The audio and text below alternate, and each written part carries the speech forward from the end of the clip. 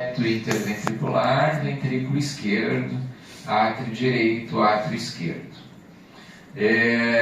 O que é isso aqui? A aorta. O que é isso aqui?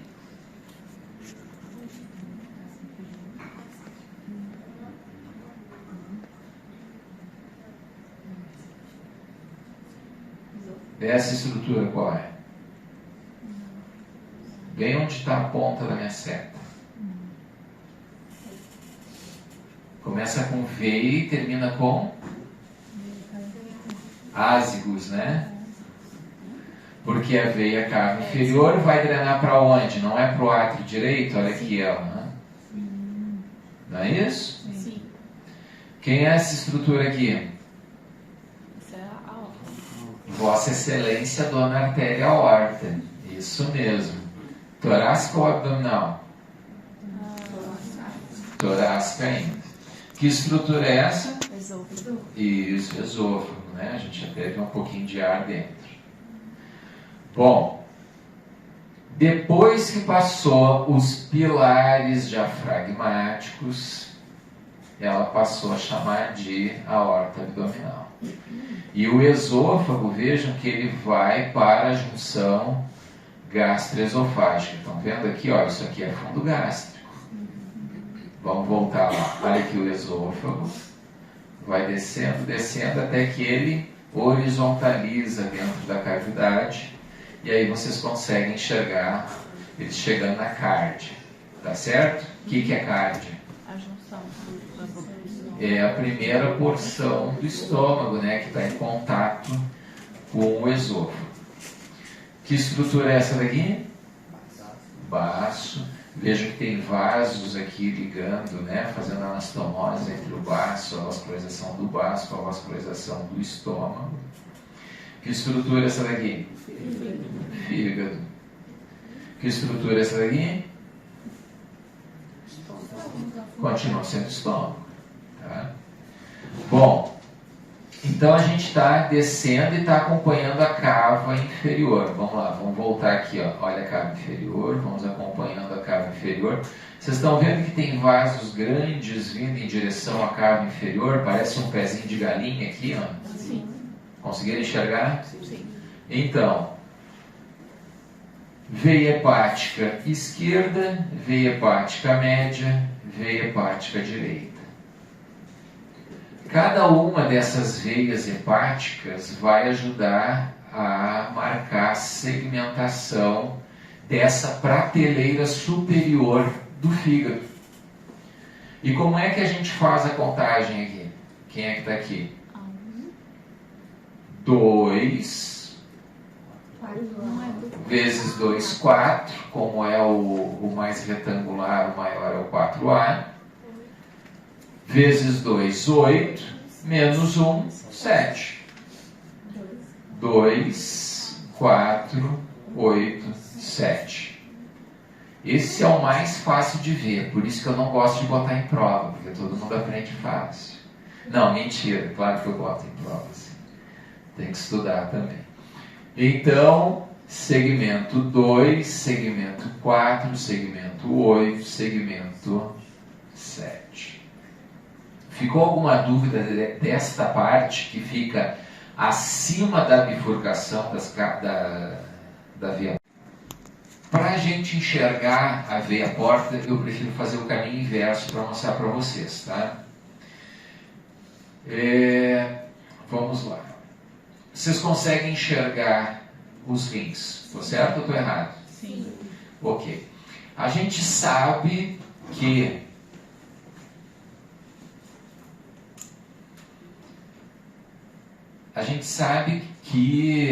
a veia renal esquerda passa entre a artéria mesentérica superior e a aorta. A gente sabe disso? Sim. Sério que a gente sabe? Tá. Isso está cranial ou está caudal ao pâncreas? Caudal. Porque pelo mesmo lugar onde passa a veia hepática, passa mais duas estruturas. Quem são essas outras estruturas que devem passar ali pelo espaço que fica entre a artéria mesentérica superior e a aorta. Processo uncinado do pâncreas é a terceira porção do duodeno. Então, eu sei que o pâncreas estará cranial à veia renal esquerda. Então, encontrei o rim esquerdo, encontrei a veia renal, eu vou para a cranial e vou enxergar o pâncreas. Alguma dúvida de que isso aqui é o pâncreas? Sim ou não? Sem dúvidas, né? Bom,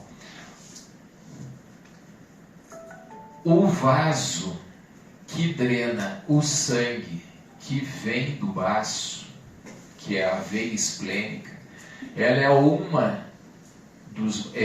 é um dos marcos posteriores do pâncreas. Então, o vaso que eu estou vendo aqui, quem é? Veia esplênica. Para a veia esplênica, drena a veia mesentérica inferior. E logo depois, lá atrás da cabeça do pâncreas, a veia esplênica vai encontrar com a veia mesentérica superior, que está vindo assim, ó. Certo? Para formar quem? A veia porta. Então agora que a gente já descobriu onde que está a porta, ou seja, atrás da cabeça do pâncreas, a gente vai acompanhando a porta em direção ao fígado. Vejam que eu estou indo cada vez mais em direção ao fígado. E a seta está mostrando a porta o tempo todo aqui para vocês. Estão vendo? Olha aqui, não dividiu em dois vasos. Sim ou não? Sim. Então, na hora que dividiu aqui, ó, é a hora que eu falei da prateleira para vocês, né? Então tem uma prateleira superior que marca 4 segmentos, que da esquerda para a direita são segmentos. Aí eu esperava mais assertividade, porque vocês falaram que sabiam essa parte. 2, 4, 8 e 7. Agora sim, agora eu senti firmeza. Bom, então aqui eu cheguei na divisão da porta. Divisão da porta aqui para mim vai ser o primeiro marco que eu tenho que prestar atenção. Nessa região onde tem a divisão da porta, tá? Eu vou ter o seguinte. Eu vou ter como se fosse um H, tá? Dependendo da angulação do tubo do gate para formar as imagens, às vezes eu não vou conseguir botar na mesma imagem exatamente a área da bifurcação com os outros marcos anatômicos dessa divisão de segmento da porção inferior, tá? Mas o que a gente consegue ver bem aqui, ó? Então, voltando lá para trás da cabeça do pâncreas, a gente consegue acompanhar a porta o tempo todo, certo? A gente enxerga a vesícula biliar aqui? Sim. Está onde? Ali, ó. É ótimo. É a estrutura e potência.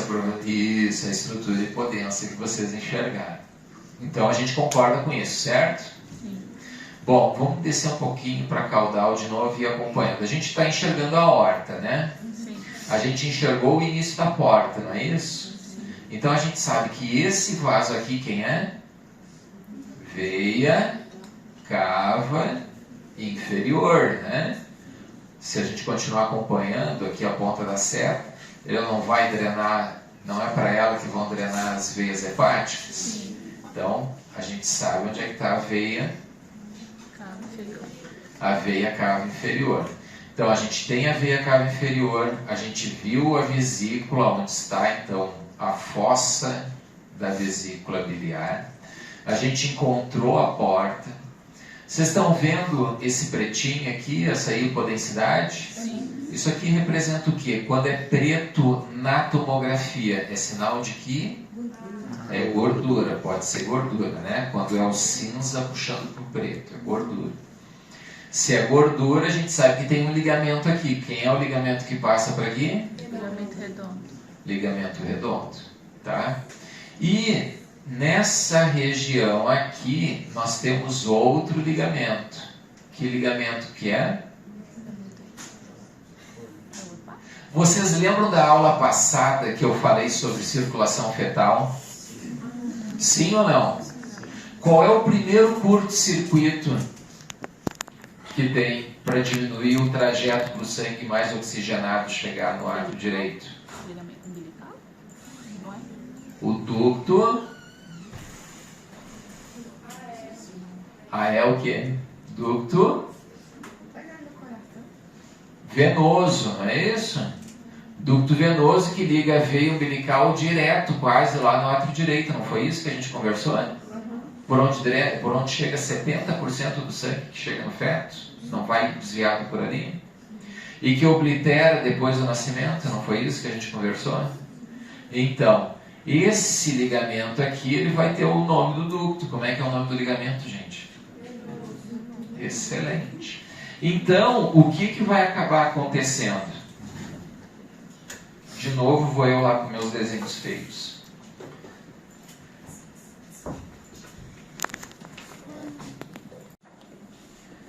A gente concorda que isso aqui é um fígado? Vocês querem fazer intervalo agora? Eu paro. Precisa, não? Então a gente concorda que isso aqui é o fígado. E a gente concorda que aqui a gente vai colocar a bifurcação da aorta. Certo? Da aorta? Da porta.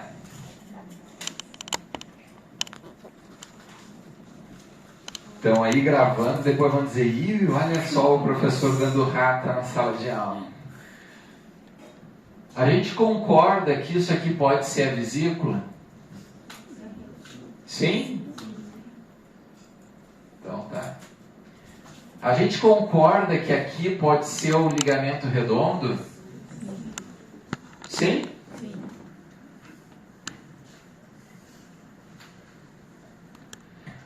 A gente concorda que aqui pode ser veia cava inferior? Sim? E a gente concorda que aqui é o ligamento venoso?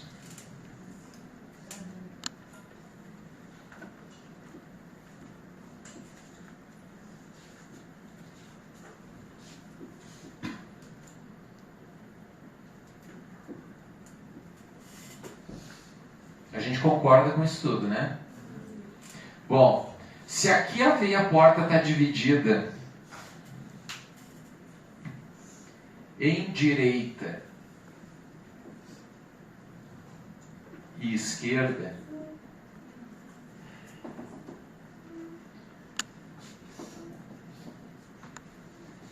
a gente vai ter quantos segmentos aqui delimitados? Tem umas prateleiras, certo? Segmentos no total aqui. Aí vai ter todos os novos. Aqui, nessa imagem, nós temos quantos segmentos? Você está no mesmo corte ali? Sim, claro. Você está desenhando qual? Tô nesse corte aqui, gente. Sim. 5? Vamos contar junto, então. Talvez eu não tenha sido bastante didático no meu desenho. Quantos segmentos a gente tem aqui? 6. Concordo com vocês. Vamos lá. Aqui é muito fácil, que agora a contagem não vai precisar fazer conta. A gente só precisa saber o que é horário e anti-horário. E saber que o segmento que é quadrado é o 1. No anti-horário, qual é que vai ser o 2?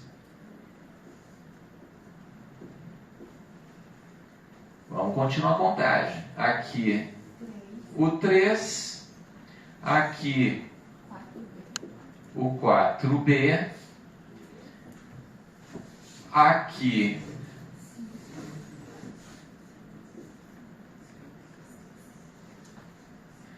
Vamos seguir o padrão, né? Coisa feia. Ah, tá bom. Qual é o número? Qual é a turma de vocês? 30 aí? 38. Achei que o conhecimento dele tinha parado no 4. Vocês vão formar em que ano? 2026. Quer que eu continue contando? Quando eu vou me aposentar, não sei, vamos lá. Mas tu tem tempo de contribuição anterior. Bom, vamos lá. Mas é bom não ficar espalhando a tua idade. Melhor não. Então, quais são os limites do ligamento do segmento 1? A veia cava inferior e o ligamento... Veia cava inferior, bifurcação da porta e ligamento venoso. Bifurcação. Vamos ver se a gente enxerga isso agora na imagem.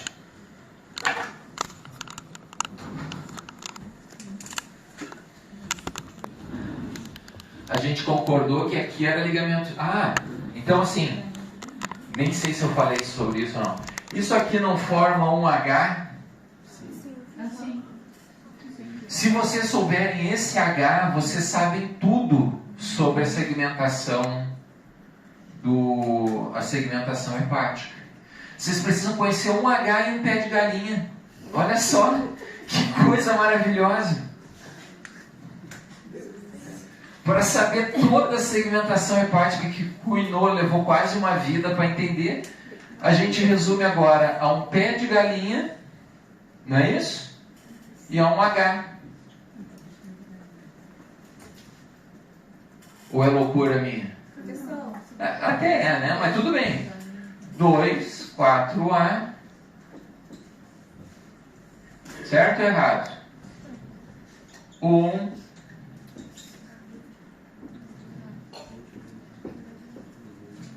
Facinho, né? Professor, o segmento 2 vai dar para ver tanto mais em cima quanto mais embaixo? Justamente.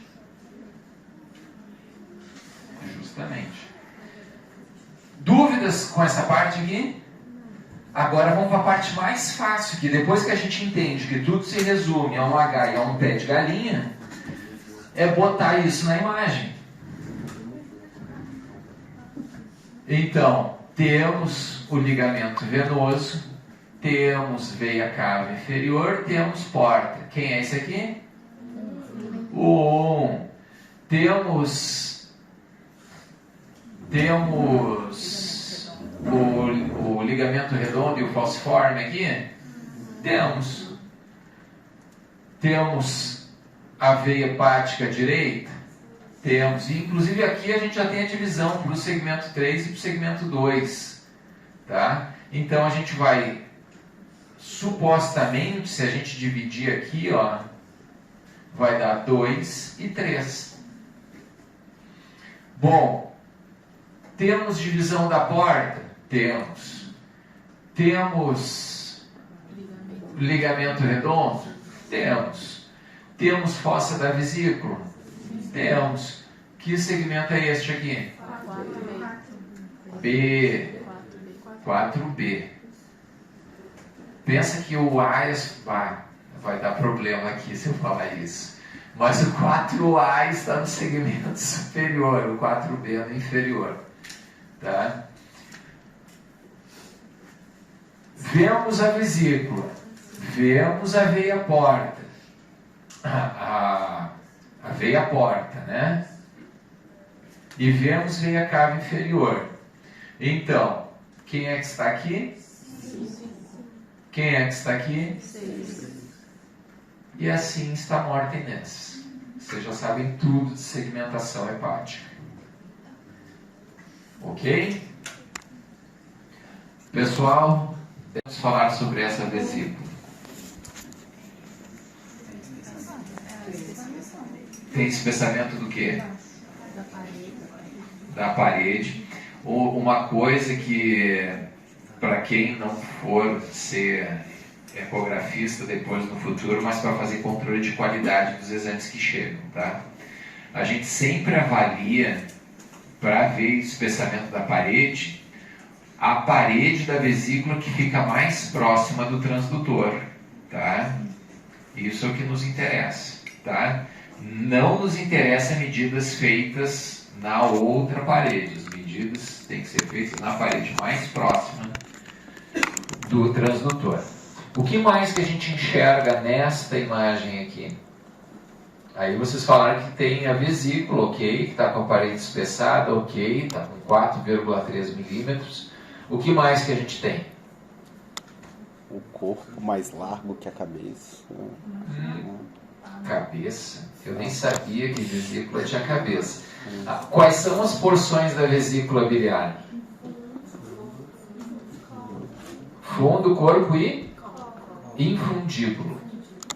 Tá? Buenas. O que mais que nós temos aí? Cístico aonde? Não, ali é o infundíbulo.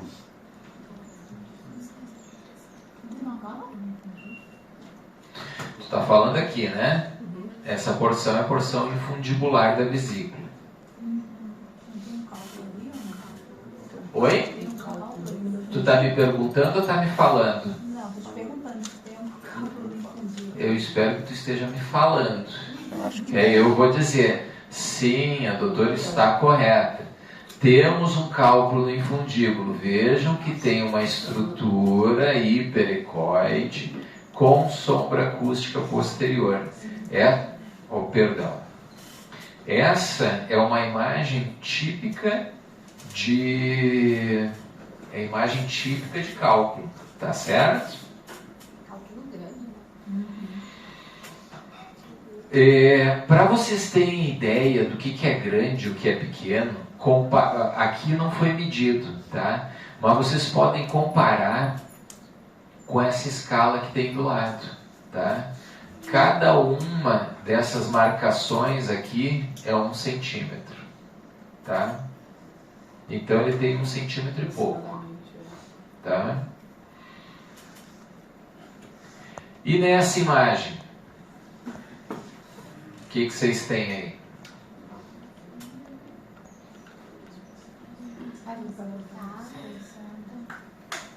Parede do quê? Próximo do transdutor. Um cálculo, mas eu tenho um cálculo aí, não sei onde que ele tá. Do lado, na segunda imagem. Cadê aquela lama? Como que chama? Como é que é? Lama de barro. Como é que chama? Parece um monte de Tem uma lama lá dentro. É, tem. Ou água, não sei. Tá um pouco por dentro. Então, dentro da vesícula, bom, concordo que a parede está espessada, está aqui, ó, 4,8 milímetros. Aí dentro da vesícula tem cálculo? Sim, tem cálculo no infundíbulo. E aí nós temos duas fases do conteúdo, vocês concordam comigo? Uma fase praticamente anecoica e uma fase hipoecoica, tá? Bom, nessa circunstância aqui, o que vai ser o diferencial para a gente fazer a suposição do que é, vai ser a clínica dos exames laboratoriais, tá certo? Conforme der o leucograma dessa paciente, nós vamos pensar que o principal motivo de nós termos isso aqui seja infecção, que isso aqui possa ser pus, tá? Então, se tiver um desvio muito acentuado, tá, para a esquerda, a possibilidade disso aqui ser pus é maior, tá? Se for um paciente que não tem sinais inflamatórios, a gente vai pensar que isso aqui é o quê? A gente vai pensar que isso aqui é bile espessada, tá? Chamada lama biliar. Ou barro biliar, como vocês preferirem. Certo? Professor, Oi. o fato da parte inferior estar mais Hiperdensa? Claro, tá vendo? Mais claro? Aonde? Aí, onde você tá passando Aqui? o mouse. O que tem? Pode sugerir que é um edema? Olha só, toda vez que o som passar por líquido, aqui cabem algumas considerações do ponto de vista de princípios físicos, tá? Toda energia, quando ela vai atravessando obstáculos, ela vai diminuindo a sua potência, não é isso? A energia vai diminuindo. Bom, a onda sonora é energia mecânica, tá? Bom, se ela está atravessando partes moles, ela vai ter uma atenuação relativamente homogênea, ela vai diminuindo essa força homogeneamente.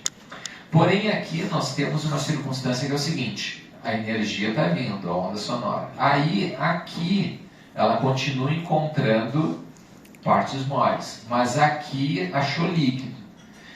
O que é mais fácil de atravessar, o líquido ou as partes moles? O líquido vai perder menos energia quando atravessou o líquido. Então, a energia que ela teria aqui, ela conservou até chegar aqui.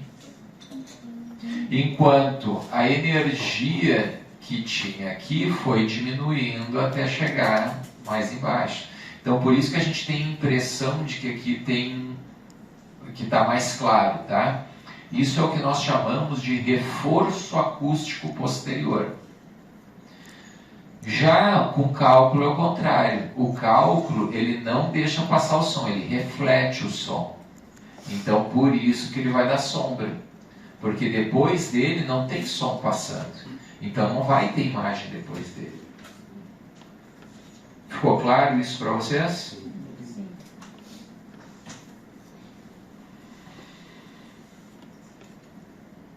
Aqui, ó, dá para ver bem esse fenômeno de novo, ó.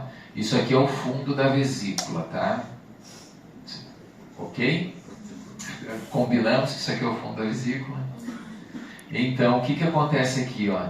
Dá para ver perfeitamente que posterior à vesícula, olha só como ficou mais ecóico do que nas laterais. É por conta desse fenômeno que eu acabei de explicar para vocês, tá bom? Uma coisa importante é o seguinte, ó. Existe, para a gente falar que a vesícula está aumentada, a gente, ao contrário da maioria dos órgãos que a gente considera muito o eixo longitudinal do órgão, tá? A vesícula a gente vai considerar o eixo transversal. Então, o diâmetro num corte transversal da vesícula é mais importante do que o longitudinal. E um diâmetro transversal da vesícula, num corte assim como está aqui, ó, um corte transversal da vesícula maior que 4 centímetros, a gente diz que a vesícula está aumentada. Tá certo? Os cálculos podem ser maiores, como esses que a gente viu até agora, né? Como a gente tinha aqui, ou aqui, ou aqui. Mas eles também podem ser diminutos. Qual que é o mais problemático? Qual que vocês acham que é mais grave do ponto de vista médico? Os grandes ou os minúsculos? Minúsculos. Por quê? Colocar facilmente. Eles estão relacionados com qual doença?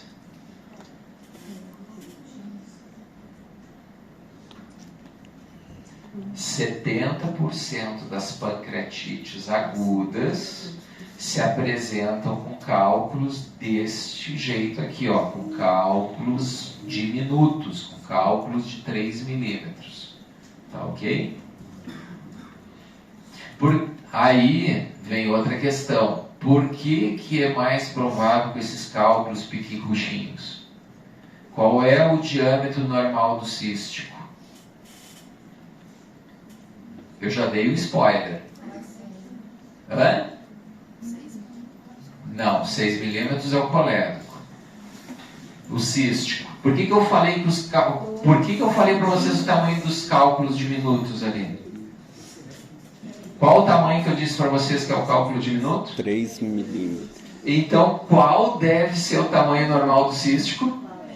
3 milímetros. Então, toda vez que a gente tiver cálculos menores que 3 milímetros, a gente tem uma preocupação maior com pancreatite aguda. Tá bom? E as pessoas morrem por causa de pancreatite aguda, tá? Não é só uma inflamaçãozinha lá dentro da barriga.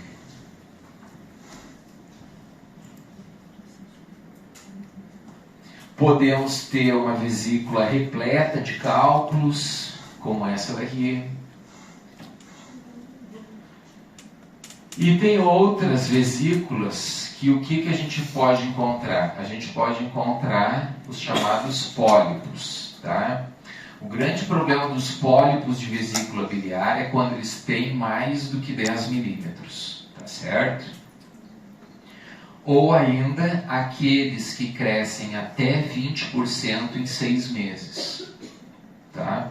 O pólipo de vesícula ele é medido sempre no seu maior diâmetro. Se esse maior diâmetro for maior que 10 milímetros, ou se houver um aumento de 20% no intervalo de 6 meses, esse paciente ele tem indicação de ser submetido à colicistectomia, porque a chance de ter neoplasia aí é maior do que da população em geral. Qual é o risco de neoplasia para pacientes com colicistolitise?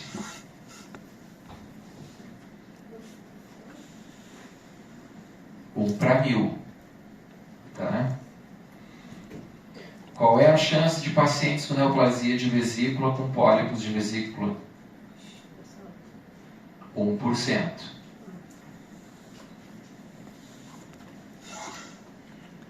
Então, formas diferentes de registrar os pólipos, tá? Na imagem 2D e na reconstrução em 3D. Bom, coledocolitise.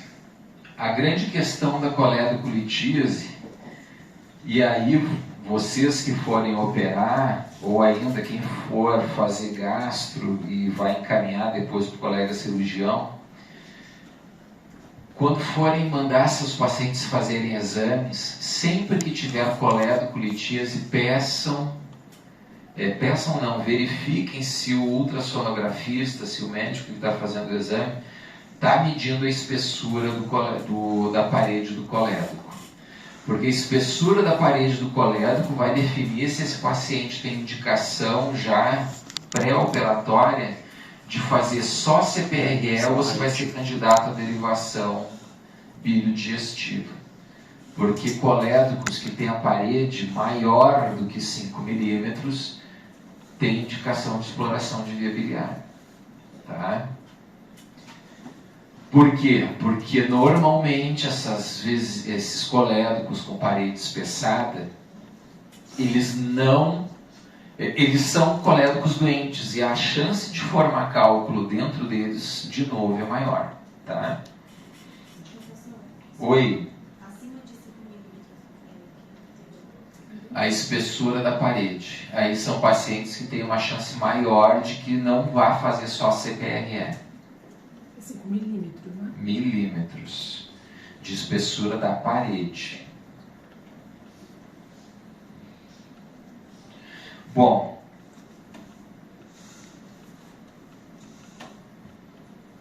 tem coisa aqui que eu... aerobilia. O que quer dizer aerobilia? Ar aonde? Vamos melhorar isso, gente. Ar na bilis. Na vesícula biliar seria aerocolicistia. Aerobilia, ar na via biliar. Tá? Quais são as condições que podem provocar a aerobilia? Infecção por qual germe? Isso é óbvio. Para ter gás, qual germe que tem que ser? Qual bactéria? anaeróbias, que são aquelas que produzem gás. Tá? Então, a aerobilia pode se dar por infecção, por colangite? Sim, colangite pode provocar aerobilia. Fístulas biliodigestivas podem provocar aerobilia? Sim, podem provocar aerobilia. Mas quando que acontece fístula biliodigestiva? Existe uma biliodigestiva. Quando que acontece fístula biliodigestiva? Fístula é um processo natural, né? É da natureza, embora patológico, é algo que não tem interferência do homem. Então, vamos pensar lá. Por que aconteceria uma fístula ligando o aparelho, o tubo digestivo à via biliar? Que circunstâncias que vocês acham que isso pode acontecer?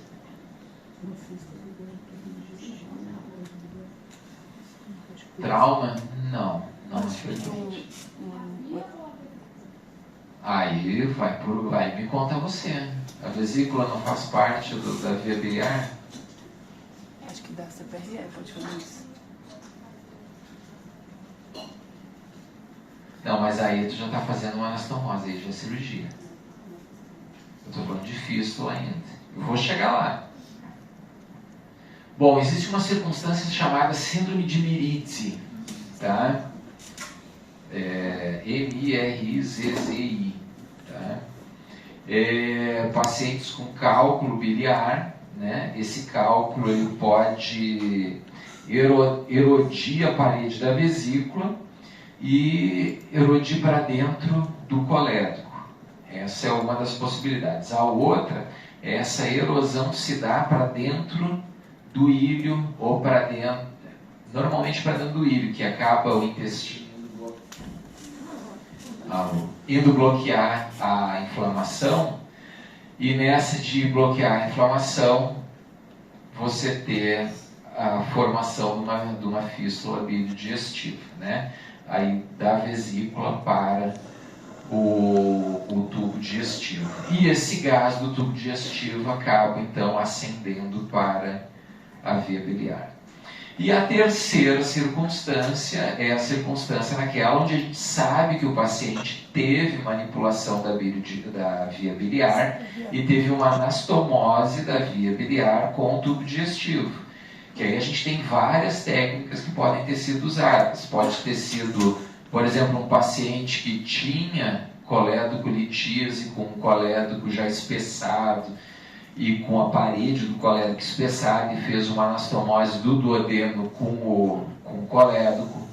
Pode ter sido um paciente que tinha um câncer de um colangiocarcinoma e fez uma ressecção de colédoco e fez uma anastomose Y de Roux do intestino do íleo com a via biliar. Pode ter sido paciente que foi submetido à cirurgia de Whipple, né, que é a duodenopancreatectomia e teve que fazer a reconstrução.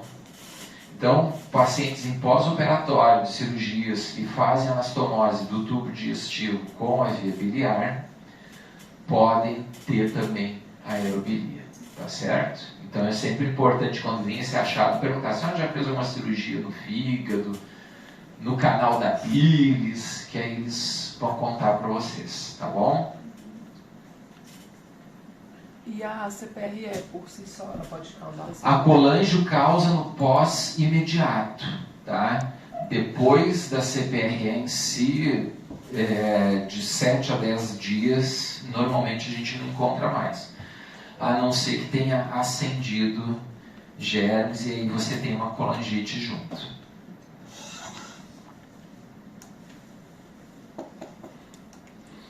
Isso aqui praticamente não se faz mais, né? Que é explorar a via biliar durante a colicistectomia para tirar os cálculos. E toda vez que a gente abre a via biliar, a gente não pode fechar direto, porque senão estenosa. Então a gente tem que colocar um dreno em forma de T, que é o dreno de Kerr, E esse dreno a gente pode usar depois para injetar contraste para ver se a via biliar está livre ou não, tá? Isso aqui é raro, mas acontece muito. Ascaris dentro da via biliar, tá? Eu operei 3 casos na época que eu servia na Amazônia. Então, lugares muito pobres, com baixo índice de... o IDH baixo, né? Infraestrutura ruim, a gente pode encontrar isso aqui, tá certo? Pessoal, para hoje é isso.